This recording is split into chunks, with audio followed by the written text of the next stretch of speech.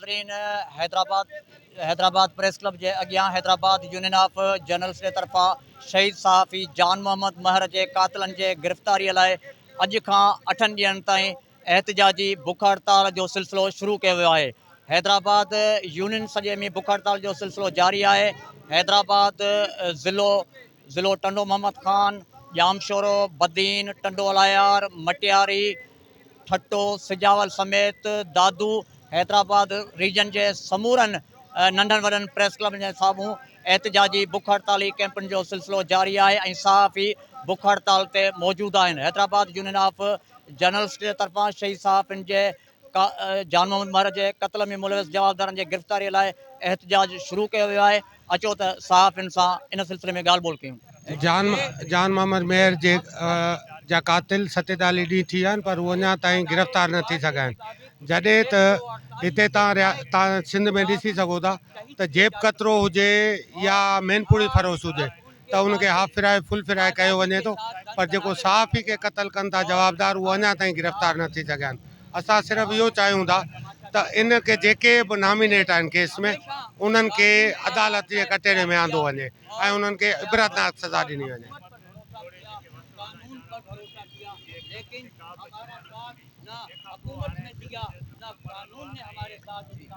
जान मोहम्मद मेहर हमारा एक बहादुर सहाफ़ी था और समाजी बुराइयों के खिलाफ एहतजाज कर रहा था। उसको दिन दहाड़े शहीद कर दिया गया। कातिलों की शनाख्त हो गई। आज 1 महीना 17 दिन हो गए हम एहतजाज कर रहे हैं, लेकिन कातिलों को गिरफ़्तार नहीं किया गया। हम हुकूमत को ये कहते हैं कि होश के नाखून लें और जान मोहम्मद मेहर के कातिलों को फौरी गिरफ़्तार करें, वरना ये एहतजाज मज़ीद वसी होगा और जान मोहम्मद मेहर का खून रायगा नहीं जाएगा। असां हाणे इहो सम्झण ते मजबूर थी विया आहियूं त शायदि गवर्नमेंट उन्हनि खे गिरफ़्तार करण ई नथी चाहे। गवर्नमेंट उन्हनि खे तहफ़ुज़ ॾियणु चाहे थी, ऐं छाकाणि त गवर्नमेंट खे सभु ख़बर आहे, पुलिस खे सभु ख़बर आहे, उन्हनि जे पल पल जी चुरपुर जी ख़बर आहे, नक्शा ठहिया पिया आहिनि, माण्हू निशानबर थिया पिया आहिनि, ऐं उन बावजूदि गिरफ़्तार नथा कया वञनि त असां इहो सम्झूं त रियासत उन्हनि खे गिरफ़्तार नथी करणु चाहे। जेकॾहिं उहे रियासत जा दादला आहिनि त रियासत खुली ॻाल्हाए त बाबा हीअ असांजा प्यारा आहिनि, असां पंहिंजो आइनी हक़ इस्तेमालु कयूं था, उन्हनि जी गिरफ़्तारी जे लाइ हिकिड़ो मुतालबो कयूं था, ऐं उहो मुतालबो असांजो रियासत सां आहे। असां कंहिं गैररास्ते अनसरनि सां मुतालबो कोन पिया कयूं। उन करे असांजो रियासत खां सादो ऐं सवलो मुतालबो आहे त शहीद जा उहे कातिल जेके FIR में नामिनेट आहिनि, जिन जी सभिनी खे ख़बर आहे, उन्हनि खे गिरफ़्तार करे कानूनी कटहरे में आंदो। शहीद जान मोहम्मद जो क़त्ल निहायत अफ़सोस जोॻो वाक़ियो आहे ऐं इन वाक़े ते सहाफ़ी गुज़िरियल 40-45 ॾींहंनि खां सरापा एहतजाज आहिनि, पर अलाए कहिड़ी ॻाल्हि आहे रियासत खे जो शहीद जान मोहम्मद जा कातिल गिरफ़्तार नथा कया वञनि ऐं उनजे मक़तूल जे वारसनि खे इंसाफ़ फराहम नथो कयो वञे, सहाफ़ियुनि खे तहफ़ुज़ फराहम नथो कयो वञे। अहिड़ी कहिड़ी रियासत आहे, इन रियासत वटि कहिड़ी मजबूरी आहे जो हिकु सहाफ़ी जा कातिल गिरफ़्तार नथी करे सघे, जेके इन मुल्क में आहिनि, इन शहरनि में आहिनि, इन जाइ ते मौजूदु आहिनि, पर हुकूमत पाण चवे थी त असांखे ख़बर आहे, इदारा पाण चवनि था त असांखे ख़बर आहे, उनजे बावजूदि जवाबदार गिरफ़्तार नथा थियनि, कातिल गिरफ़्तार नथा थियनि। इहो निहायत अफ़सोस जो मक़ाम आहे। सहाफ़ी सरापा एहतजाज रहंदा, ओतिरे ते एहतजाज कंदा रहंदा जेतिरे ते शहीद जान मोहम्मद जे क़त्ल सां इंसाफ़ न थींदो, उनजे वारसनि खे इंसाफ़ न मिलंदो, सहाफ़ियुनि खे तहफ़ुज़ न मिलंदो। सर, जान मोहम्मद महर जे कातिलनि जी गिरफ़्तारी लाइ सिंध जी समूरी सहाफ़ी बिरादरी मुसलसल सरापा एहतजाज आहे। हैदराबाद यूनियन ऑफ जर्नलिस्ट जे सॾ ते एहतजाज जो ॿियो मरहलो शुरू थी चुको आहे। पहिरें मरहले में कराची खां वठी कश्मीर ताईं न रुगो सहाफ़ी बिरादरी पर सियासी समाजी धुरियूं बि मैदान ते आयूं, एहतजाज थियो, पर उन बावजूदि सिंध हुकूमत के बि संजीदा क़दम न खयां आहिनि। हिन महिल ताईं सिंध जे घरू खाते जो वज़ीर जेके बि वाइदा कया उन्हनि मां कंहिं ते बि अमल न थियो आहे।